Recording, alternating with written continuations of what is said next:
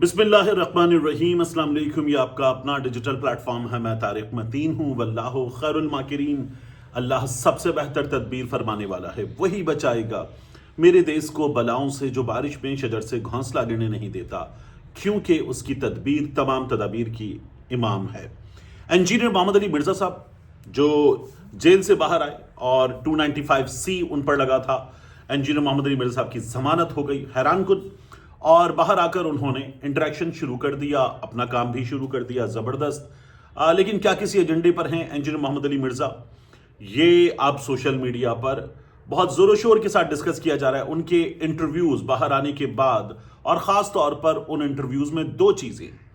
एक, वो जो उन्होंने कहा कि ईसाई मसीही मजहबी शख्सियत जो जेल से रिहा होने के बाद 3 दिन के बाद वो इस जहान फ़ानी से कूच कर गई, उनके 13 साल छीन लिए गए और उनके साथ बड़ा बुरा हुआ भट्टी साहब के साथ। एक वो चीज़ बड़ी वायरल हो रही है। दूसरा, इमरान खान साहब पर की गई उनकी गुफ्तगू, जिसमें इंजीनियर मोहम्मद अली मिर्ज़ा साहब ये कह रहे हैं कि इमरान खान साहब जेल में उस हाल में नहीं हैं जिस हाल में इमरान खान साहब के चाहने वाले बता रहे हैं कि बहुत बुरे हाल में है इमरान खान साहब।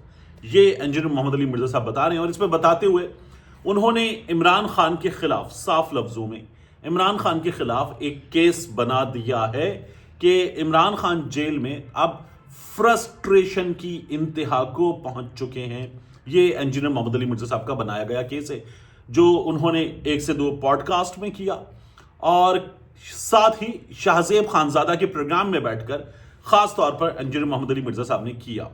ये मैं ज़रूर यकीन रखता हूँ। क्या इंजीनियर मोहम्मद अली मिर्ज़ा साहब एजेंडे पर हैं, एस्टैब्लिशमेंट के एजेंडे पर? इस पर मैं थोड़ा सा आगे बात करूंगा। लेकिन शाहज़ेब खानज़ादा के प्रोग्राम में बात करते हुए इंजीनियर मोहम्मद अली मिर्ज़ा साहब जो बार बार कह चुके कि मुझे तो कोई बिग ब्रदर नहीं मिला, 295C मेरे ऊपर बनाया गया, एस्टैब्लिशमेंट का मुझे कहा जाता था क्या एस्टैब्लिशमेंट ऐसे करती है कि अपने बंदे पे 295C लगा दे। तो लोग ये कह रहे हैं कि जिस तरह से 295C के बावजूद आपकी जमानत हो गई, ये भी नहीं किया जाता। और जमानत हो जाने के बाद इंजीनियर साहब ने बाहर आकर जो इमरान खान के खिलाफ बोलना शुरू कर दिया कि उन्हें देसी घी के तड़के की, देसी घी की खुशबुएं आती हैं, और वो क्योंकि खुद देसी घी का पराठा खाते हैं।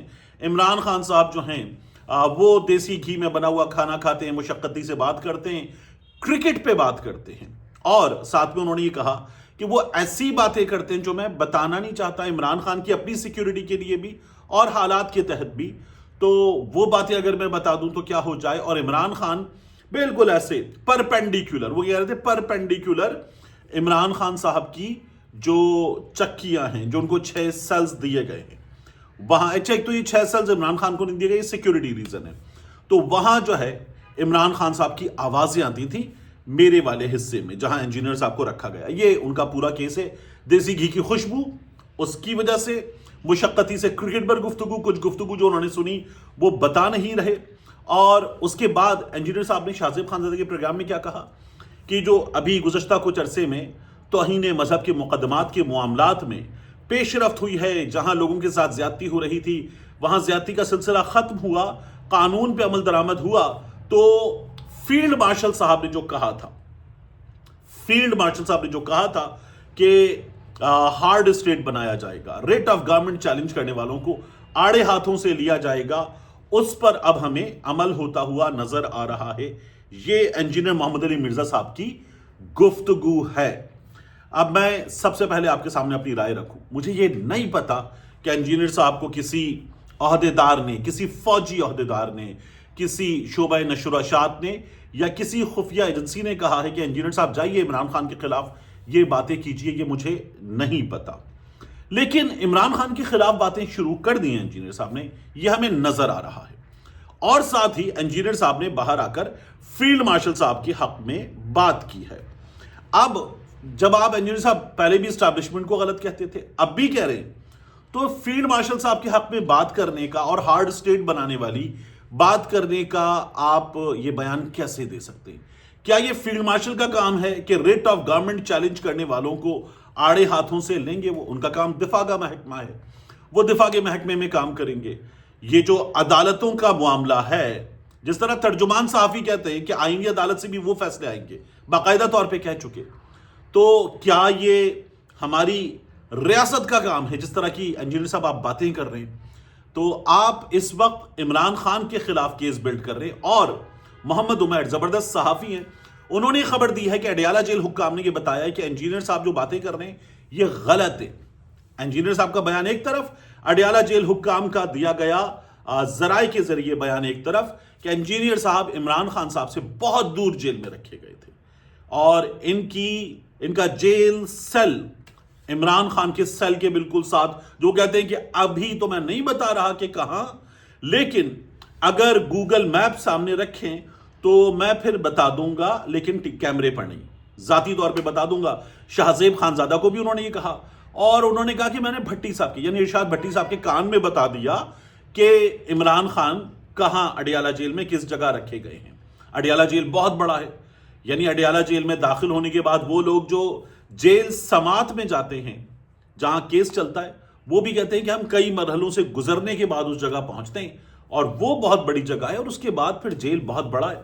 تو یہ جو باتیں ہیں کہ انجینئر صاحب باتیں کر رہے ہیں، جیل حکام کے بیان کے مطابق تو انجینئر صاحب غلط کہہ رہے ہیں، سیدھی بات.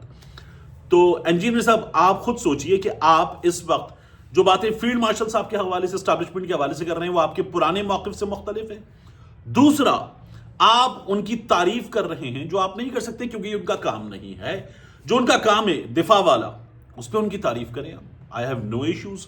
میں بھی اس پہ تعریف کرتا ہوں کہ جی وہ انہوں نے مئی میں جو ہم نے جنگ جیتی اس میں ان کا کردار تھا، بٹ کیا ان کا کردار ریاست کے دیگر معاملات میں ہونا چاہیے؟ تو ہونا ہی نہیں چاہیے. یہ قانونی آئینی طور پر درست نہیں ہے تو درست نہیں ہے، سیدھی بات ہے. اس کے بعد امریکہ نے کیا کیا؟ دیکھیے، یہ جو ہمارے ہاں بھی حکام کو بڑا شوق تھا نا کہ this great man, this great president, I once again nominate him for the Nobel Peace Prize, یہ جو شوق تھا، یہ شوق اب تسلی ہو جانی چاہیے. وینزویلا پہ امریکہ نے حملہ کیا ہے، کاراکس دارالحکومت ہے، اس کے بعد میرانڈا ان کا شہر ہے، اراگوا، لا گویرا، اور اسی طرح سے مختلف شہر وینزویلا کے، وہاں حملے کیے گئے ہیں. نکولس مادورو ان کے سربراہ اور ان کی اہلیہ. ٹرمپ کا یہ بیان آیا کہ ان کو پکڑ کے ہم نے ملک سے باہر منتقل کر دیا ہے. ٹھیک ٹھاک قسم کی بمباری کی گئی ہے، اور شروع میں تو یہ پتہ بھی نہیں چلا کہ یہ کہاں سے ہوئی. پھر اس کے بعد ٹرمپ نے یہ مان لیا کہ یہ ہم نے کیا ہے. ایک جانب ٹرمپ یہ کر چکا ہے، اور وینزویلا کے حالات جو اوگو چاویز تھا اس کے دنوں میں، جو غالباً 99 سے 2013 تک ان کا حکمران تھا، پھر 13 سے نکولس مادورو آ گیا. تو وینزویلا کے حالات، ان کی بہت بڑی وجہ امریکہ ہے. وہاں کیا نہیں ہے ان کے پاس معدنی وسائل کے اعتبار سے، لیکن امریکہ جو ہے وہ ان کے حالات خراب کرنے میں آگے ہے. اسی طرح سے آپ دیکھ لیجئے ایران کو دی جانے والی دھمکیاں، ایران کے معاملے میں اس کا کردار، باقی جو عالمی سامراج کی ناجائز اولاد ہے اس کی پیٹھ تھپکنا اور اس کو تمام تر حرام زدگیوں کی اجازت دینا، یہ بھی امریکہ کا کردار ہے ہمارے سامنے. تو یہ تمام تر کردار ادا کرنے والے امریکہ کو، ہمارے حکمرانوں کو شوق ہے کہ تجھ سے بہتر تو ٹرمپ کوئی ہو نہیں سکتا نوبیل پیس پرائز کے لیے. اب وہ حملہ کر چکا. یہ ٹرمپ کی جانب سے ایران پر کیے گئے حملے کے بعد ایک اور حملہ ہے، اور پھر ایک حملہ آور ایک عالمی اگریسر کے ساتھ، وہ اور باقاعدہ وار کرمنل نیتن یاہو کی پیٹھ پہ کھڑا ہوا ہے امریکہ. تو یہ زیادتی ہے، اور ہمارے حکمران اسی امریکہ کی پپیاں جپھیاں لینے میں لگے ہوئے ہیں. تو شرم آنی چاہیے ہمارے حکمرانوں کو جو کچھ انہوں نے اس معاملے میں کیا ہے. یہ صورتحال اس سے آگے خدا نہ خواستہ بگڑتی ہوئی نظر آ رہی ہے. وی ول کیپ این آئی آن دس، اور اس کو ظاہر ہے کہ آپ کے سامنے اپڈیٹس کی شکل میں رکھتے رہیں گے. اس کے بعد آخری چیز، پاکستان تحریک انصاف سندھ کا معاملہ، کراچی کا، خاص طور پہ کراچی کا معاملہ.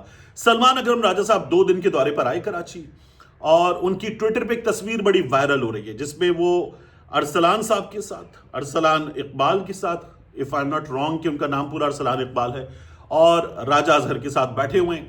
یہ پاکستان تحریک انصاف کراچی کے معاملات سنبھالنے والے لوگوں میں شامل ہیں. حلیم عادل شیخ صاحب سندھ کے معاملات سنبھالتے ہیں، اور حلیم عادل شیخ نے، ان کی ٹیم نے بڑا کام کیا ہے. لیکن کراچی میں حلیم عادل شیخ صاحب، جن کے پاس سندھ کی صدارت ہے، ان کے تمام لوگوں سے تو بہت اچھی بنتی نہیں ہے. مجھ سے بڑا اچھا انٹریکشن ہے حلیم عادل شیخ صاحب کا, جس گروپ سے ان کی باقاعدہ طور پر لگتی ہے, بہت کس کے لگتی ہے, جو سعید آفریدی کا, امجد آفریدی کا, عطا اللہ صاحب کا, دیگر لوگوں کا گروپ ہے, وہ گروپ اس کے لوگوں کی بھی مجھ سے بہت اچھی ہے. اور کراچی میں سمجھتا ہوں کہ پاکستان تحریک انصاف کے لوگ ہیں جو نیوٹرل ہیں, جو یہ چاہتے ہیں کہ مل جائیں, دونوں اس سے مل جائیں, مل کر کام کر لیں. میرا ان سب سے بھی کراچی میں پاکستان تحریک انصاف کو کور کرنے والے اور ان تمام حالات میں کور کرنے والے صحافی بہت تھوڑے ہیں, تو میں ان تمام چیزوں کو بڑی حد تک جانتا ہوں. مکمل طور پر جاننے کا دعویٰ تو کوئی بھی نہیں کر سکتا, خود پاکستان تحریک انصاف والے نہیں کر سکتے. تو سلمان اکرم راجہ صاحب آئے اور آ کر انہوں نے ایک جو ریحان بندوکڑا صاحب ہیں ان کے گھر پہ ملاقات کی. اس ملاقات میں جو ان کے گھر پر ہوئی, بلائے گئے تھے یہ دوسرا گروپ جو حلیم عادل شیخ صاحب سے جن کی لگتی ہے, اور ساتھ میں حلیم عادل شیخ صاحب کے گروپ کے بھی کوئی 4-5 لوگ ادھر سے 4-5 لوگ ادھر سے بلائے گئے. لیکن خبر یہ آئی کہ وہاں سے کچھ 20 کے آس پاس 20-21 کے آس پاس لوگ داخل کر دیے گئے. حلیم عادل شیخ صاحب خود نہیں آئے. تو اس گروپ نے, جس میں عطا اللہ صاحب ہیں, سعید آفریدی صاحب ہیں, امجد صاحب ہیں, اس گروپ نے باقاعدہ طور پر بوائیکاٹ کر دیا. تو کراچی میں عمران خان رہائی تحریک یہ لوگ چلا رہے ہیں, باقی موبلائزیشن کرتے ہیں, ہمارے سامنے بڑی زبردست ایکٹیویٹی کرتے ہیں حلیم عادل شیخ صاحب, اور وہ اپنی ریلیز وغیرہ لے کر نکلتے ہیں. یہ اگر ملیں گے تو یہ ایک پولیٹیکل طاقت زیادہ بڑی بن سکتے ہیں, مگر لڑائی ہے پاکستان تحریک انصاف کے ان گروپس کی لڑائی ہے, اور دونوں کا ایک دوسرے کے خلاف سنگین الزام ہے. یہ کہتے ہیں یہ 9 مئی والے ہیں, یہ سارے معاملات خراب کر رہے ہیں.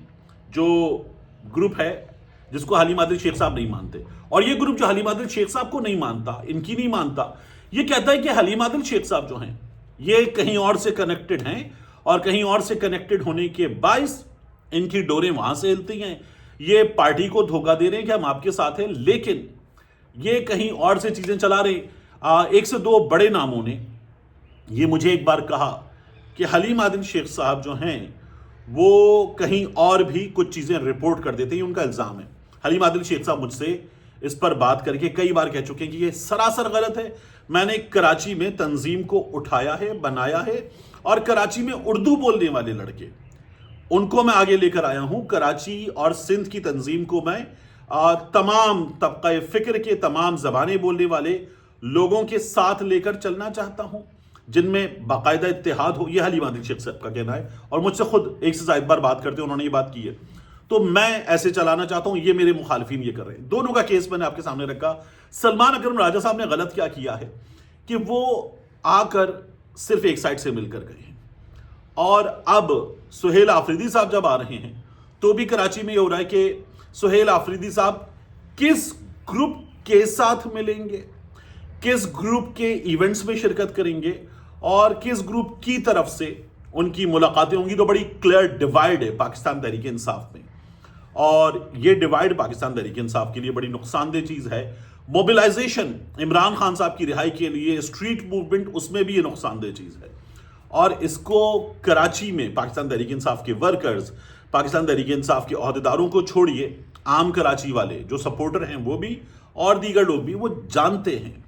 یہ حیران کن ہے کہ پاکستان تحریک انصاف کی جو مرکز میں لیڈرشپ ہے وہ ان تمام چیزوں سے اویئر نہیں ہے, یا اگر اویئر ہے تو وہ ان معاملات سے, ٹھیک ہے ان سے دور رہو, سب کو لے کر چلنا ہے, اس طرح کی ایک کوشش میں شاید مصروف ہے. ملتے ہیں انشاءاللہ آپ سے اگلی ویڈیو میں.